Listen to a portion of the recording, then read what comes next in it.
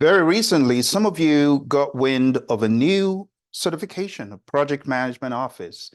And I've been getting a lot of emails, people asking, Phil, do you think this purchase of a PMO organization was a good idea? Do you think I should take this PMO certification?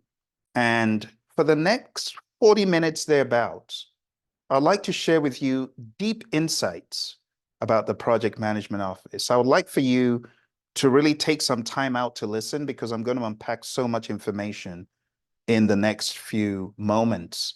But I want to give you my perspective. One of the certifications I hold is called the OPM3, Organizational Project Management Maturity Model, and it's from PMI. So my understanding of PMOs and my experience of PMOs is quite vast. I've worked for various PMO types, everywhere from a level 1, which I'll say is very elementary, all the way to level 5, which is everything. Tools like earned value, weekly board meetings with C-level and senior executives. So I have great insights as to what exactly makes for a great PMO. Remember, I've also worked with a lot of government entities and I've seen how their PMOs survive and some of the things they've done. And I've also worked with private firms who actually ditched the idea of the PMO in favor of communities of practice, COPs, and centers of excellence, COEs, and new, a lot of firms gravitating towards the concept of VDOs, value delivery offices. We also have a keen understanding of hybridization today, which means a consideration for agile and predictive, not just predictive. And that means the way we did things in traditional PMOs or the way things were done will not fly in 2024 and beyond. There has to be a consideration of the unique circumstance that each organization is going through. So I invite you to block out your calendar for almost an hour and let's journey into a lot of definitions of PMOs, my perspectives as to was PMI's purchase a good one? Or based on history, what we've seen from acquiring other firms and ditching what they already had in OPM3, what is the future likely to be? I'll also share with you my perspective of what I think you should be doing as a project manager. As someone who wants to get into the world of PMOs, I know certainly a certification is not what will save the day. What will save the day is an acute understanding of the humans going through the change that a PMO could bring. I'll also share with you my perspective as to whether I think that is the one-size-fits-all way forward. And all of the other certifications that have been around for decades but not grown in PMI's catalog, we'll also be exploring what my perspective is on that. So without much ado, let's jump into this discussion. I call it PMO, to be or not to be. Welcome to this episode of Project Management Leadership. You've received an email probably about the new PMO certifications, prompting you to contemplate spending $900 or thereabouts or even more. Well, before you do that, listen to this episode in its entirety because I will be breaking down for you a lot of information. I am going to unpack so many pieces of information about PMOs, VDOs, COPs, COEs, and my experience in this domain, so you definitely want to bookmark this and come back to it. A project management office is a term that we hear as we prepare for professional project management exams. But what exactly is it? We can define a PMO as a centralized organizational unit responsible for overseeing the planning, execution, and control of projects in an organization. It serves as a strategic entity that enables people understand standards, methodologies, and best practices to ensure consistent and efficient project delivery across the organization. It's really all about efficiency. A robust PMO functions as a catalyst for project success by providing support, guidance, and resources to project managers and teams. Now, let me just say right off the bat, that definition sounds very specific to organizations employing predictive project management, because in the world of Agile, we do not see the concept of PMOs being upheld. Instead, we might see something called a value delivery office. So keep that in mind, okay? Now, back to PMOs. PMOs are implemented in several phases to ensure alignment with organizational goals and culture. Let me give you a breakdown based on my perspective of how a PMO should be established and the recipe for creating a great PMO. Number one, in my mind, is always empathy. You need to meet people where they are by assessing the organization, understanding the past and the present, identifying areas that need improvement and determining the need for a PMO. And where there might be a need for a PMO, you are always approaching the decisions from an empathetic perspective. Empathy is number one, okay? Then from empathy, you get into the understanding of what needs to be done. And I call this the compassion state, because empathy is putting yourself in the people's shoes. Compassion is taking action to ensure that those concerns are implemented in the process. So that's number one. In everything you do, approach it with empathy and compassion. Whether you are assessing, whether you're planning, it has to be with compassion. Number two is then engaging the stakeholders, right? When you now come from a place of empathy and compassion, you can then more effectively engage your stakeholders by obtaining buy-in from senior management, by obtaining buy-in from whoever the key champion is for this initiative, right?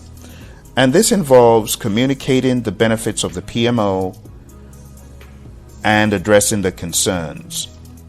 Number three is establishment of PMO functions. Once a PMO's objectives are defined, it's essential to establish core functions and services. This could include developing project management methodologies, providing project management training, facilitating resource allocation, creating project management tools. I'll give you a quick story. A student of mine said, "Phil, I've been tasked with a PMO and I don't have any documents. What should I do?" I remember you said there's some free templates. So I gave him a link. The link is tinyurl.com/Sigma PMO. He went over there and pillaged a whole lot of the templates and rebranded the templates with the company name. Anyway, he became a hero. He became a folklore hero of legend, and he got promotions. Because it's very important as you establish in PMOs, once you've done everything from the empathy and the engagement, and you're now into, okay, what tools are we going to use? You want to make sure that your tools are on point. You got to have tailored tools. And you could go to that link. It's still alive till today. Then we talk about resource allocation and staffing.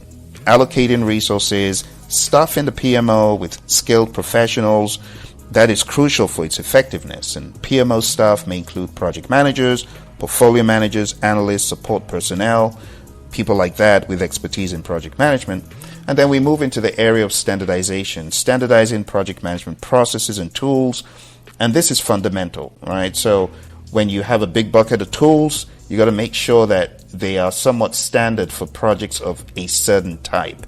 And this involves defining project management frameworks, templates, guidelines, and so on, becoming more specific about it. But at this point, you also want to bring in people for the discussions, bring in project managers who will be using those tools and make them part of the process. Number 6 would be performance measurement and improvement.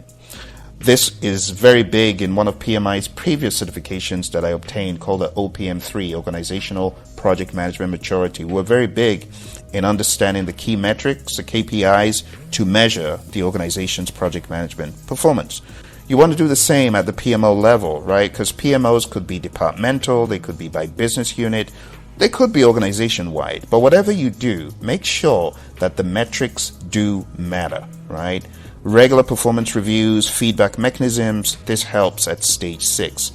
Stage 7 is what we call change management and adoption. And honestly, the management of change is the biggest thing in any PMO implementation. In fact, I would encourage you, if you are looking to be a great PMO change leader, you might want to go to projectmanagementdoctor.com/change lead, because we're having a seminar that focuses on the core things that matter in any change management process. And this is no different. See, so change management, you have to approach it from a humanistic perspective. Otherwise, your PMO implementation will fail each and every time. I've seen this across the board. I've seen this in Fortune 500s. I've seen these in smaller companies. If there is no change management leadership, that implementation will fail.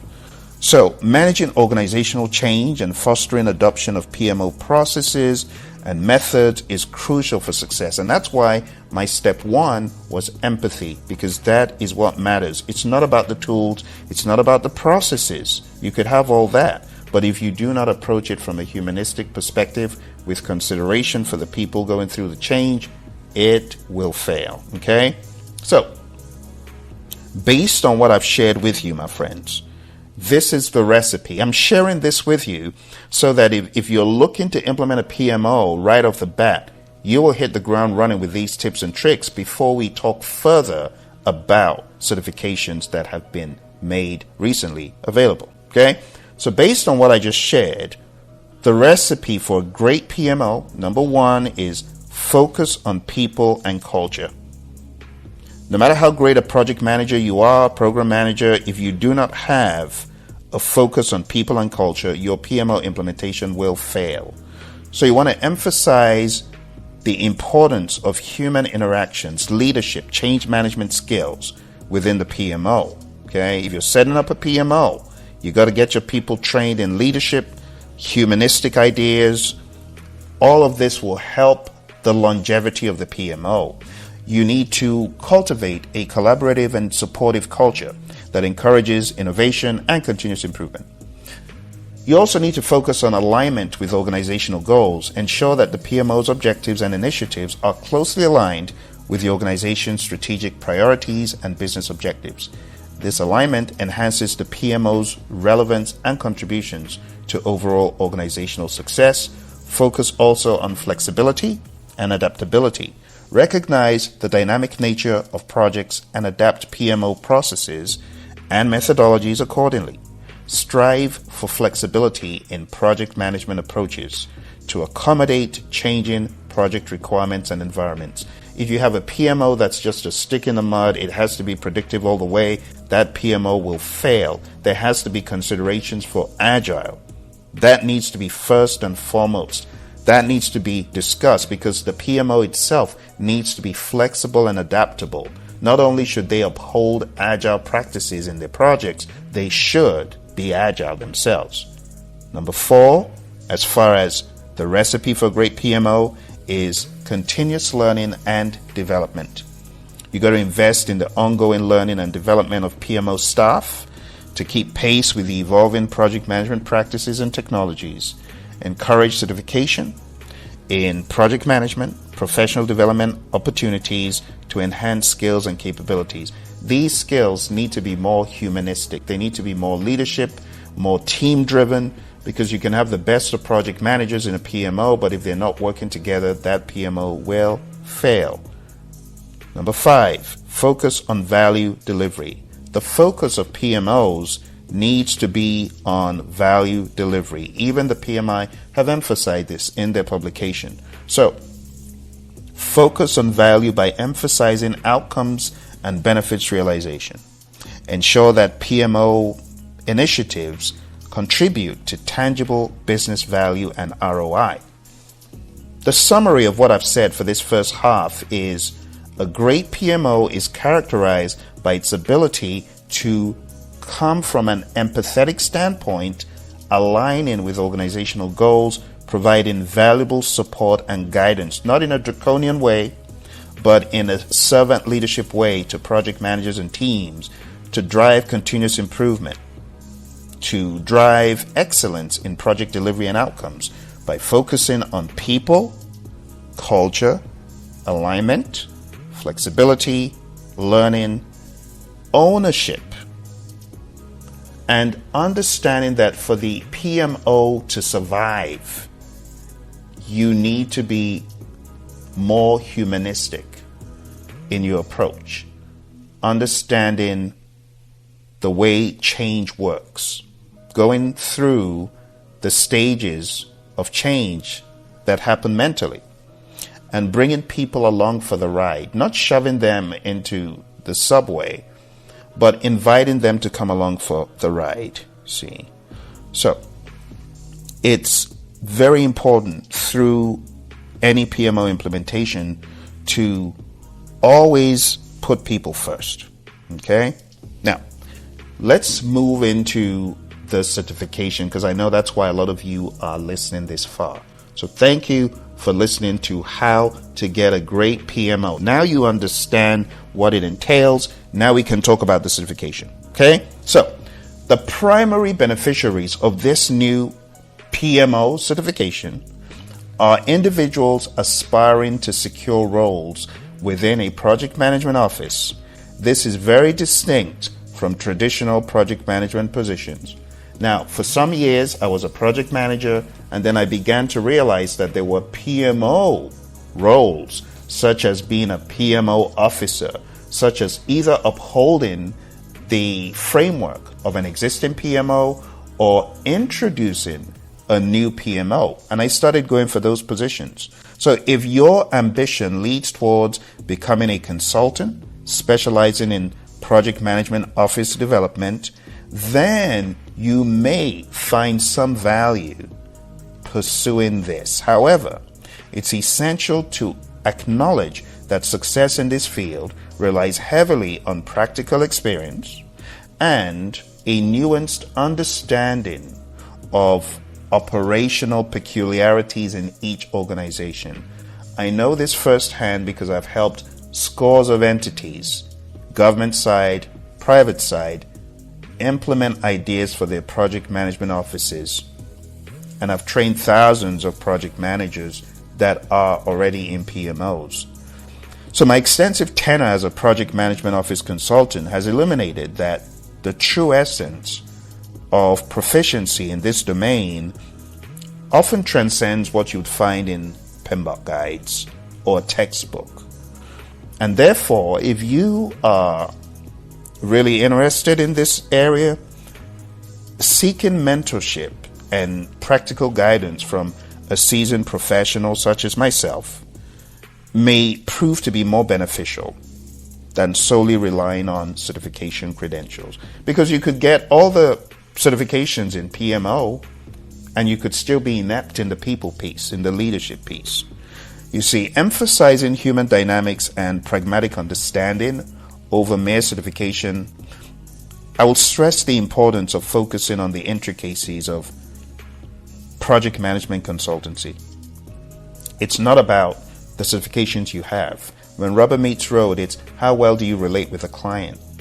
How well do you relate with the stakeholders that need to go through the process of PMO development? It's not about the certification, I must say. It's not about the tools and the techniques, no. It's about the leadership. So while certification may hold merit, it should not overshadow the significance of cultivating interpersonal skills and a keen understanding of organizational dynamics. Now, I know what you're waiting to hear. So, Phil, will you go for the certification? Well, I won't go for the certification because in the past I have pursued a certification that is all-encompassing of projects, programs, and portfolios from the PMI. It's called the OPM3. So I already have been developed in the understanding of how to implement these. But beyond the OPM3, I have also gone through a lot of coaching in the world of Agile from my mentor, Roy.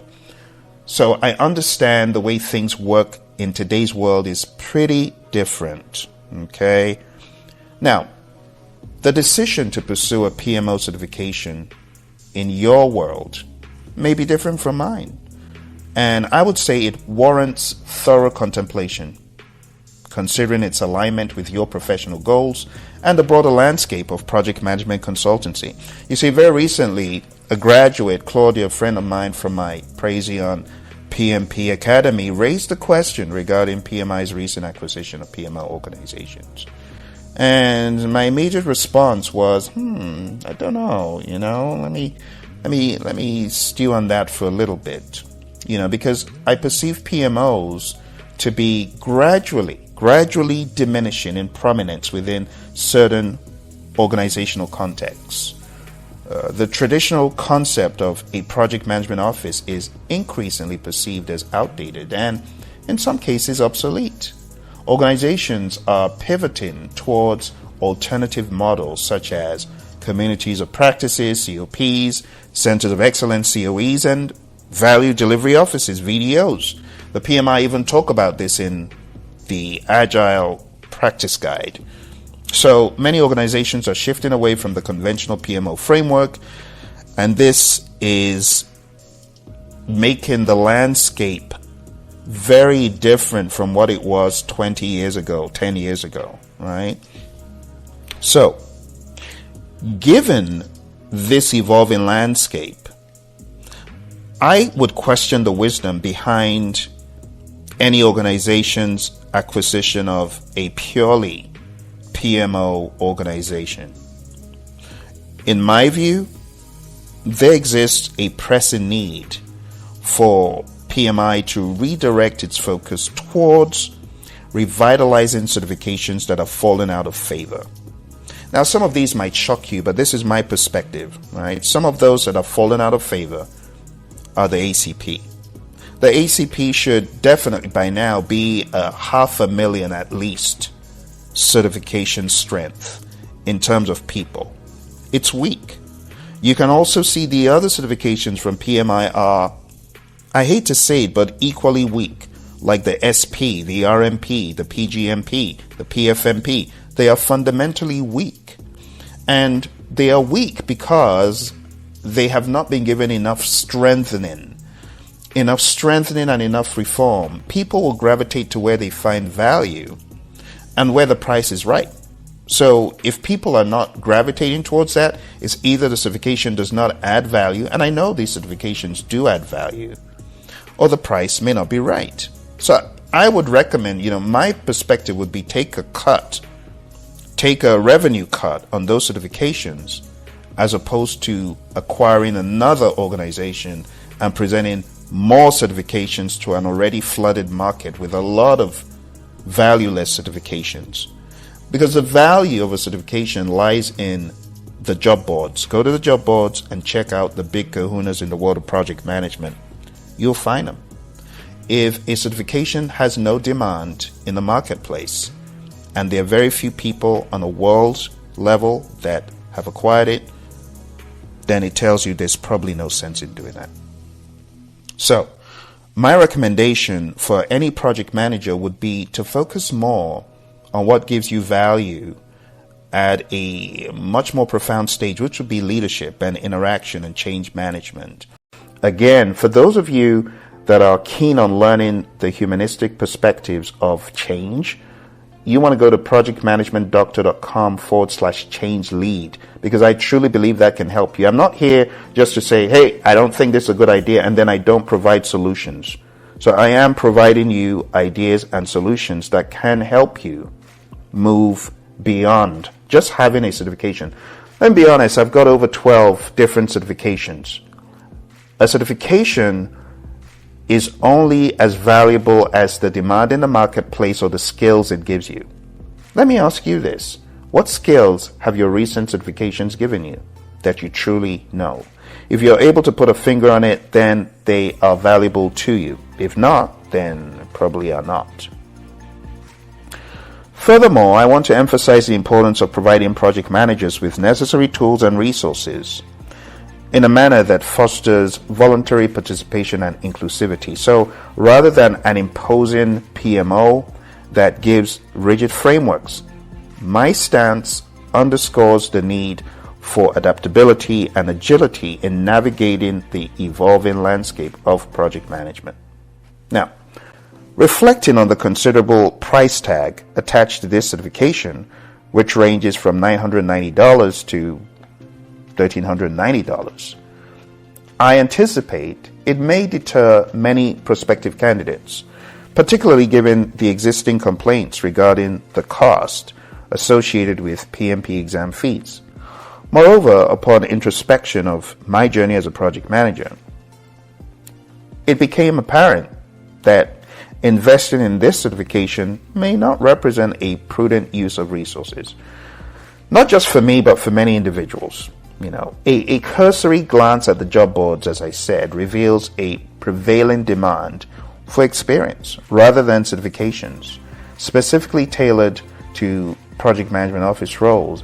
The market tends to prioritize credentials like the PMP or some other PMI certifications like the PGMP, in some rare instances, over any specialized PMO certifications. Why? Because there is none.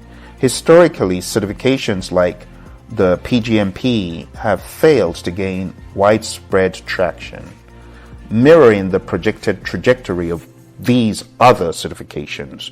When you take a look at the growth of the PGMP, the PFMP, you can see that the future may not be very bright for these. You also take a look at, in my mind, I hate to say it, failed DA franchise, because it has not gained enough traction. It's not on the job boards. There's no demand. You can tell. You can tell. So, in today's landscape of project management, characterized by the convergence, the marrying of the worlds of agile and predictive, organizational efficiency takes precedence over adherence to specific certification criteria. The emphasis lies on optimizing project management processes rather than merely acquiring certification credentials. Optimization should be key. And consequently, I harbor reservations about the future of this certification, of these certifications, however many they end up being, right? I really expect the trajectory to be very similar. Now, given these considerations, what I am advocating is a shift in focus towards cultivating leadership skills and fostering personal growth as project leaders. You may find it very strange, but what I gave in the beginning of this talk is what I believe will help at least 50% of project managers succeed in any PMO implementation. It was very brief. I think I gave you about 3 minutes of tips. But the tips I gave you in the beginning, if you take those coupled with the link that I gave you for where you can actually find templates and tools. And by the way, AI does that for you. I've published a number of books on AI recently. I published one on project managers and AI for project managers. And in that book, I show you how to prompt the tool to create artifacts for you. Artifacts is really nothing difficult anymore for project managers to generate because AI tools do it for you. And I have an entire book. You can find it on Amazon, Artificial Intelligence for Project Managers. So that piece about templates is off the table when it comes to PMOs. The most important thing about PMOs, I told you in the very beginning, how to implement these PMOs. And then the next thing I would recommend is becoming very proficient in what exactly leadership is and change leadership in particular. So rather than fixating on certifications, project managers tend to benefit more from honing their leadership acumen, expanding their portfolio in project management. Ultimately, success in this field hinges on individual abilities to navigate interpersonal interactions that drive meaningful change, transcending the confines of conventional processes and tools. Drawing from my experience with organizations grappling with the efficacy of project management offices, it becomes very evident that not all PMOs are created equal. Many lack the requisite organizational coherence and fail to function as true facilitators of project management.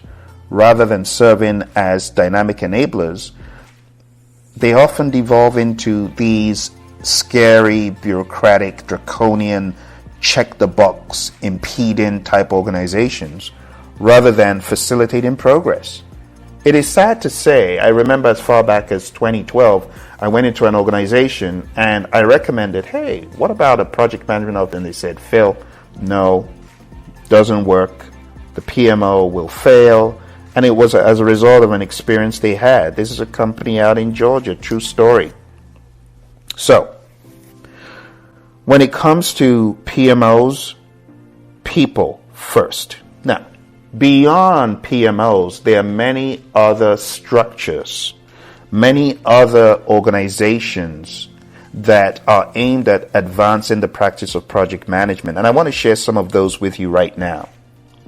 Firstly, we have COPs, Community of Practice. The Community of Practice is an informal group that comprises individuals sharing a common interest, expertise, or goal. Collaboratively, they gather to exchange knowledge. They learn from each other and collectively solve challenges. Communities of practice operate in a decentralized manner with a focus on mutual support and knowledge sharing across various subgroups. Next, we encounter the Center of Excellence, COEs. And this is a formal assembly. It's more formal than a COP.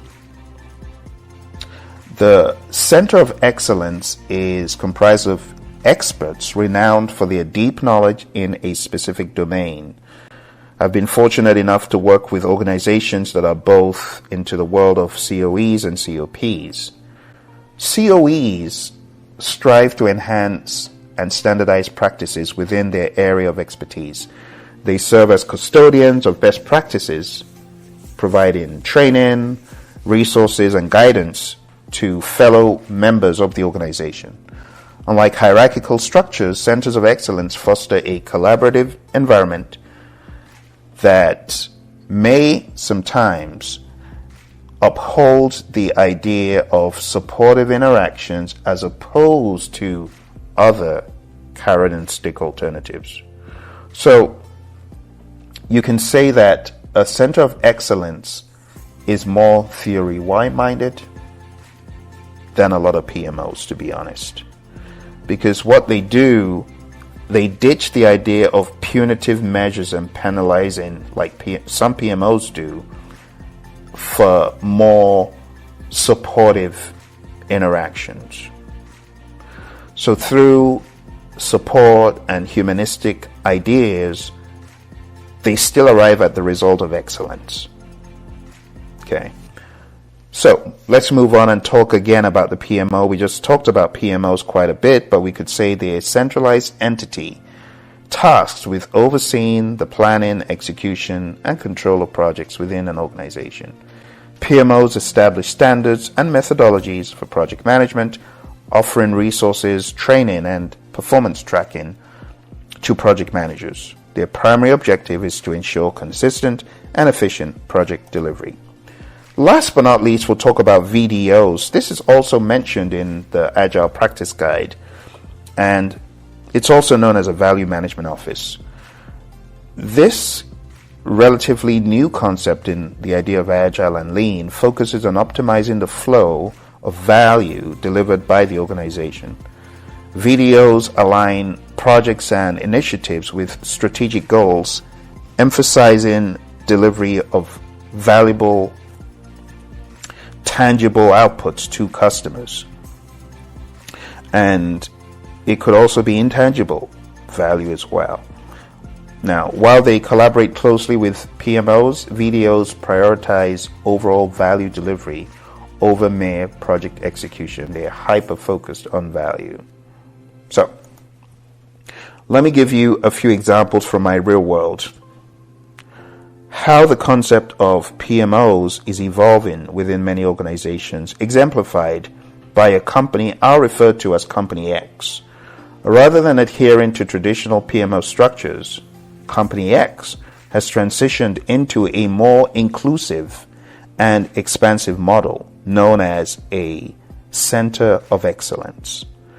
This project management Center of Excellence has thrived over the past 5 to 6 years, attracting numerous certified project managers and project management enthusiasts who collectively uphold excellence in project management practices. In stark contrast to the conventional PMO approach, where a centralized body dictates work methodologies, the Center of Excellence distributes responsibilities across certified project managers throughout the organization. This fosters a collaborative ethos where individuals support each other's professional growth and collectively enhance project outcomes. The Center of Excellence operates on a voluntary basis, which is similar to a non-profit organization in my mind, emphasizing participatory engagement and a shared commitment to quality improvement. While acknowledging the potential value of PMOs rooted in an inclusive philosophy, I caution against those characterized by rigid control mechanisms that stifle innovation and autonomy. If you are going for a PMO and you say, yeah, Phil, I understand that COEs exist, but my company says it has to be a PMO, just understand that a draconian PMO will run the risk of being perceived as an impediment rather than an enabler. So you don't want that, okay? The other firm that I've been fortunate to work with is company-wide, and they chose a community of practice idea. The community of practice is totally decentralized, and we have people operating in this organizational arrangement merely based on volunteering and mini projects, if you will, which they run in sprints, believe it or not, in sprints. It's very agile, and they do this in cycles by running mini projects to bolster and uphold the organization, to look for weak areas of improvement, and they run many projects to strengthen the firm or the business unit in that area, and they rotate. So they do this in maybe 4 sprints and then move on to the next one, like that. So there are many ways to uphold organizational excellence. It does not always have to be a PMO. Having had the opportunity to collaborate with diverse organizations employing these various models, I've observed the emergence of alternative structures such as the ones I've discussed. So my advice to you before you embark on any certification is to tread very carefully, to tread introspectively. You see, in my project management office experience, having authored a forthcoming book on that dedicated to the subject, my experience spans many firms, even beyond Firm X and Y that I mentioned, where I've encountered PMOs ranging all the way from what I would call a level 1 to a level 5, right? Talking about the intensity and rigor. Some organizations fall short of reaching level 5. Some are perceived as extremely controlling, even though they're not all the way level 5. And what I mean by level 5 is all the way to the point that we are upholding the standard with penalties, and the standards are complex, going into areas such as earned value management to the letter. But you don't need a level 5 type of PMO or entity to succeed. What you do need is to embrace the principles outlined in the Agile Manifesto. And this emphasizes individuals and interactions over processes and tools. So I urge, again, a deeper focus into change management. Success in PMOs hinges on sustaining the vision and adapting to change. I've witnessed instances where adept project managers have leveraged PMOs to achieve significant career advancements, underscoring the importance of understanding human psychology and possessing a wealth of project management artifacts. So, back to the question, should I pursue a PMO certification? My personal stance is against it.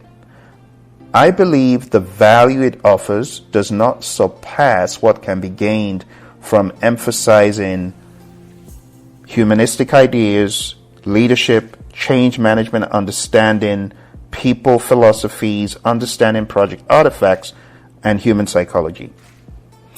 I've already explained that in the past I attained PMI's OPM3, Organizational Project Management Maturity Model. It was like a three-headed beast.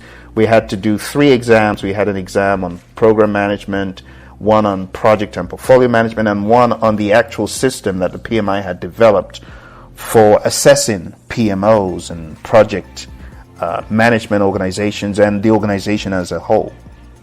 I think discontinuing with that certification, unfortunately, was a misstep by PMI at the time. This was way back. I'm talking about maybe like 7 years ago, 8 years ago. I think it was a big mistake.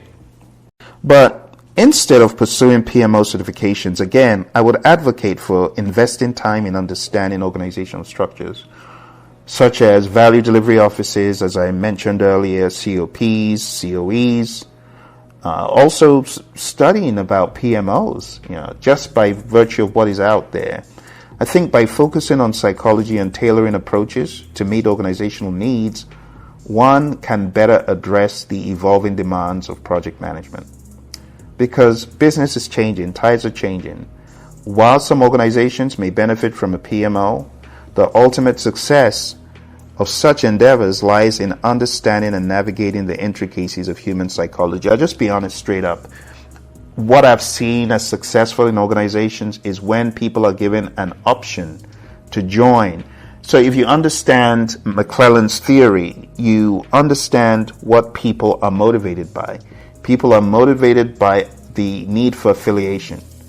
And just being part of a COE or COP is a big deal in the minds of people. They want to belong. So when you put up a structure where they are part of, where they have that sense of belonging, also going back to Maslow's theory, people want those lower levels of the pyramid to be met before the higher levels. One of the lower levels is that love or belonging. What do you think that COE or COP does for people? There's that belonging. And people's perspective is, oh, I belong. I got to be there for the team. I got to be there for my people. And that's why you get stellar output. You get people creating some mind-blowing artifacts. You get people taking on tasks of training scores of people to get certified. Within the organization, they're doing this voluntarily. They're not being coerced, So keep that in mind. Now, I've talked quite a lot about alternative organization types, but I want to bring some perspective and balance. Because I know some organizations have invested so much in PMOs, they ain't no going back. So I understand that. Now, while there's no singular source, various studies and reports offer valuable insights into the potential benefits and impacts of PMOs. So here's a breakdown. Firstly, there's improved project success rates when done well. Not all PMOs are draconian. Not all PMOs fail. Some PMOs are done very well. And research indicates a positive correlation between effective PMOs and increased project success rates. Reports such as those from PMI's Pulse of the Profession highlight that organizations with mature PMOs tend to achieve higher project success rates compared with the less developed ones. Now, in my mind, a developed PMO is one that understands the people piece of the business, which is paramount. Secondly, PMOs could result in enhanced efficiency and cost savings when done the right way. They can streamline project execution, they could standardize processes and optimize resource allocation, and this streamlining potentially leads to improved efficiency, reduced costs, and better project outcomes overall. PMOs could play a vital role in strategic alignment, ensuring the projects align with organizational strategy. By offering a centralized view of project activities and priorities, PMOs could help focus resources on initiatives that deliver the most value to the organization. But it's critical to hone in on these little nuances that I explained earlier. Implementation is key. The effectiveness of a PMO heavily depends on how well it's implemented and integrated into the organization's culture and structure. A poorly designed PMO, my friends, it can generate bureaucratic hurdles, it could hinder innovation, and it can stir up bad blood. So tread carefully if you are implementing a PMO. Always put people and culture and structure into the mix. Secondly, measuring PMO success requires defining relevant metrics. So beware of the metrics you choose. The PMI covered this well in the PMBOK Guide 7th edition. When it comes to measurement and metrics, it could be a very slippery slope. So proceed with care. Metrics such as project success rates, on-time delivery, cost savings achieved through PMO interventions are essential for assessing performance. I also want to make it clear that PMOs, although valuable, are not a one-size-fits-all solution. It's not a universal solution. Building a robust project management culture, fostering effective communication, and investing in skilled project managers is critical for project success. So if you have a great PMO but crummy project managers, you're not going to get very far, which is why it goes hand in hand, the PMO and people development, the PMO and team development. In conclusion, project management offices have the potential to significantly enhance project outcomes when strategically implemented and aligned with organizational goals. However, their success relies very heavily on careful planning, effective execution, and continuous improvement. As for my personal preference, based on experience, based on having my ear down to the marketplace, I prioritize focusing on perfecting leadership, perfecting change management, and communication skills, alongside achieving excellence in hybrid project management. Because the world is changing. It's not always predictive. It's not always projects. We also need to think from a value angle, from a benefits angle, from an agile angle. It's not all predictive. And therefore, hybrid project management becomes very important, and understanding how to navigate that terrain in any organization as well. For those keen on implementing effective project management excellence solutions, seeking guidance from a seasoned coach with hands-on experience is highly recommended, and that's why I set up PManonymous.com to help those project managers who are stuck. Maybe you've been tasked with implementing a PMO. Maybe you do not have that hand-holding from someone who has been there, done that. Go on down to PManonymous.com. You don't have to struggle alone. PManonymous.com. If you're seeking to learn more about change management, go on down to projectmanagementdoctor.com/change lead. And if you have any questions or insights, feel free to share them. But I really want to make it clear, if you really want to succeed in any structure, you got to put people first. You got to come with compassion, a mindset of empathy, and you have a much better chance of success. Thank you for joining me today, and all the very best as you decide what is best for your career. Well, there you have it, my unbridled and unfiltered opinion. I am curious to know, those of you who are thinking of taking the certification, stay in touch and let me know how your journey was. After you do get certified, I'd like for you to report back to this page and share with me any insights. It is my belief that regardless what you decide to do, the PMI will support you in your goals of project management, office implementation, or development. It's also my hope and belief that they will provide ample opportunities for you to test out whatever you learn from the PMI. They're usually good in that. So I want you to understand that what I've shared today is my unfiltered, unbridled opinion about what I think project managers should do, but that is not to say that I don't support what you choose to do. Again, I want to make it clear for those of you who are looking to implement a PMO, bring about the ideas of a project management office, and you want to do so at low cost, go back to the beginning and listen to what I shared as the key tenets for a successful PMO. And then when you're looking for tools to implement, just remember, it's not the most important thing, but I would love to refer you to a link from a PMO that has helped the world by putting itself out there and giving us access to so many tools and techniques, templates of project management. I want to give a huge shout out to the great people at the PMO for the Center for Disease Control and Prevention.